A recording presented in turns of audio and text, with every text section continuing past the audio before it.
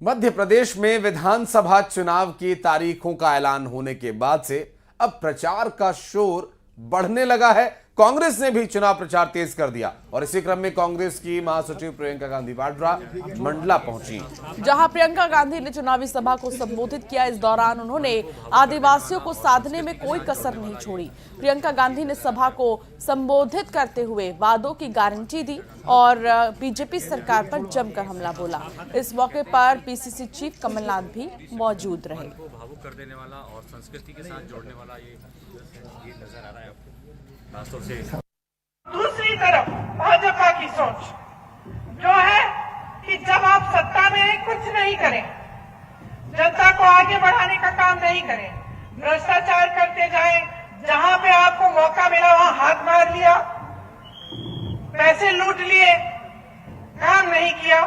चुनाव आने का समय आया, 18 साल से जो आपने काम नहीं किया वो चुनाव के 18 दिन पहले आप शुरू कर लेते हैं। आज क्या हालात है हमारे प्रदेश के, हमारे मंडला के, हमारे नौजवानों के भविष्य का क्या हाल है भ्रष्टाचार का। प्रियंका जी, आप उस प्रदेश में आई हैं जहां बेरोजगारी पूरे देश भर में नंबर 1 है।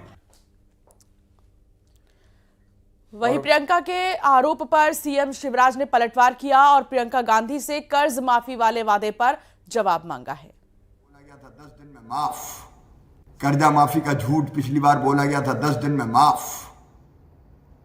बेरोजगारी भत्ता देंगे का झूठ, समर्थन मूल्य पर बोनस देंगे का झूठ। कितने झूठ आखिर? ये झूठ की गारंटी देने आ रही है क्या?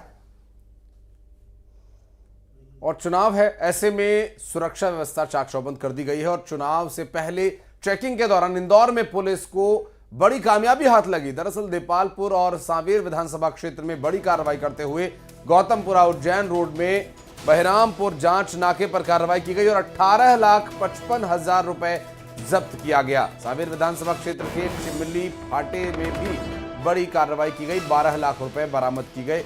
और ये चुनाव आयोग के सीधे और सख्त निर्देश हैं कि चुनाव किसी भी तरीके से प्रभावित नहीं होना चाहिए और इसी के तहत पुलिस लगातार यहां जांच पड़ताल में सघन जांच अभियान में जुटी हुई है।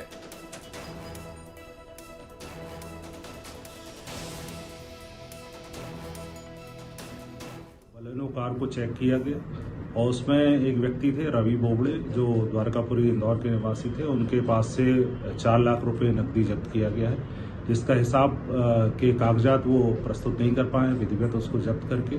और हमारी सिमरौल पुलिस नाके पे जो उपस्थित थी, साथ में एसएसटी टीम जो थी, उनके द्वारा ये कार्रवाई की गई है। और लगातार इंदौर में नाकों पर सघनता के साथ चेकिंग की जा रही है ताकि विधानसभा चुनाव शांतिपूर्वक संपन्न हो जाए।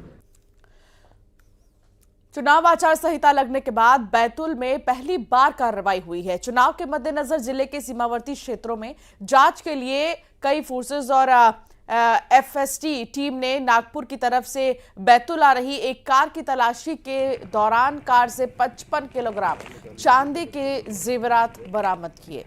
इसकी लगभग अनुमानित कीमत अंशिका 50 लाख रुपए से ज्यादा बताई जा रही है और कार के ड्राइवर से पूछताछ करने पर यह पता चला कि कार का मालिक राजस्थान के जयपुर का रहने वाला है, जिसका नाम महेंद्र राजपूत बताया जा रहा है। लेकिन जेवरात की इतनी बड़ी खेप कहां और क्यों पहुंचाई जा रही थी, इसकी अभी तक कोई जानकारी सामने नहीं आई है। पुलिस फिलहाल जांच में जुटी हुई है और जल्द ही जेवरात की सप्लाई के मकसद का खुलासा हो सकता है।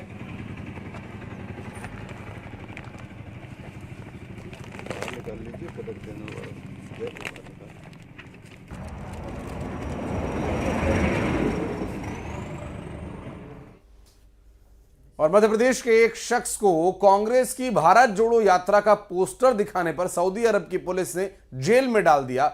उसे 8 महीने तक जेल में बंद रखा। खाने में सुबह शाम सिर्फ 2-2 ब्रेड दी।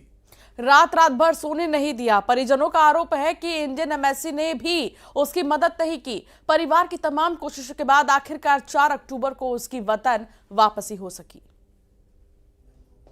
जब जेल में अटकी सांस, एक पोस्टर बना गले की फांस, कांग्रेस नेता को सऊदी में सजा, 9 महीने बाद वतन लौटा रजा। यह है रजा कादरी, मध्य प्रदेश के रहने वाले हैं। निवाड़ी के युवा कांग्रेस उपाध्यक्ष के तौर पर पहचाने जाते हैं। रजा कादरी की 9 महीने बाद वतन वापसी हुई।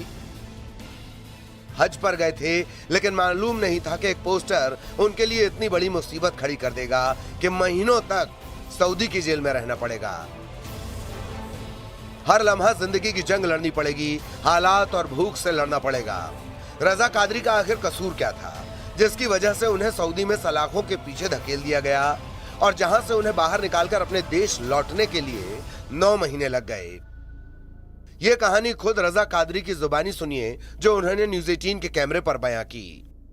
मैं 21 जनवरी को मेरी फ्लाइट थी दिल्ली से सीधा जद्दे के लिए फ्लाइट थी। दिल्ली से जद्दा गया मैं हज यात्रा के लिए।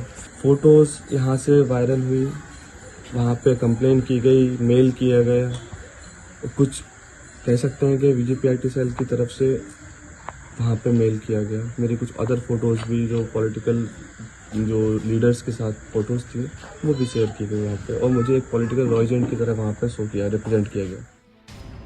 21 जनवरी को अपनी दादी के साथ हज के लिए मक्का गए रजा कादरी को पता नहीं था कि भारत जोड़ो का एक पोस्टर उनके सामने आफत का अंबार लगा देगा।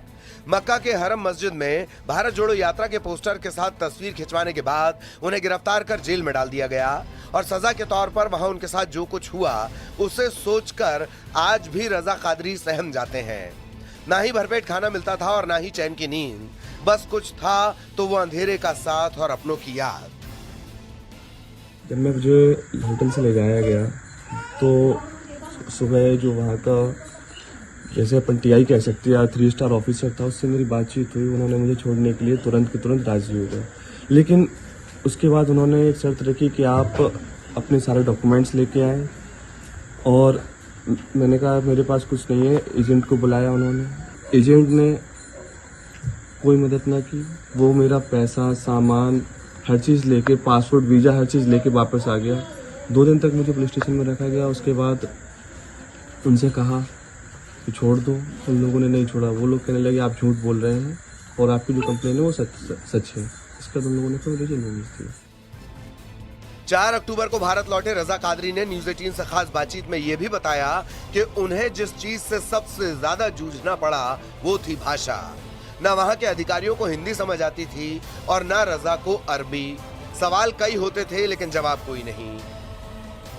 जब मेरी हालत खराब हुई मेंटली, तो वहाँ पे इत्तेफाक से डॉक्टर इंडियन था, उसने रिक्वेस्ट की, जेल को लिख के दिया। तब उन्होंने 4 लोगों के साथ डाल दिए। तो चारों लोग अलग अलग कंट्री के थे, तो किसी की कोई भाषा समझ में ना आती। गूंगों की तरह बिहेव करता, खाना खा लूँ, सो रहा हूँ, बस नमाज पढ़ लूँ, इसके अलावा कोई बात नहीं होती थी। न किसी से कोई मेल मिलाप, ना कुछ। सबकी लैंग्वेज अलग अलग, सब डिफरेंट कंट्रीज के, सभी लोग इसी तरीके से जूझ रहे थे। रजा कादरी जिस वक्त सऊदी की जेल में सजा काट रहे थे और मुश्किल हालात का सामना कर रहे थे, उस वक्त उनका परिवार भी संघर्ष में जुटा था। संघर्ष रजा की वापसी के लिए, लेकिन आरोप है कि दरवाजा हर किसी का खटखटाया, मदद कहीं से नहीं मिली। ये लास्ट में मुझे पता चला, जो इन्वेस्टिगेशन ऑफिसर था, कि एजेंट ने मुझे पकड़वाया और एजेंट ने इसके लिए 15,000 रियाल का रिवॉर्ड लिया है। घर वालों से यहाँ छुड़ाने के नाम पे कई बार किस्तों में उन्होंने पैसे की ठगी की है। और तो और फिर उसने एक बार मना कर दिया। फिर उसके और साथी, एक जो जयपुर का था, एक टीकमगढ़ का था, इन लोगों ने भी घर वालों से पैसा लिया कि हम आपकी बात करा देंगे, हम रजा को लेके आ रहे हैं, रजा से बात हो जाएगी आपकी। और 2-3 बार तो टिकट भी बुक करा ली।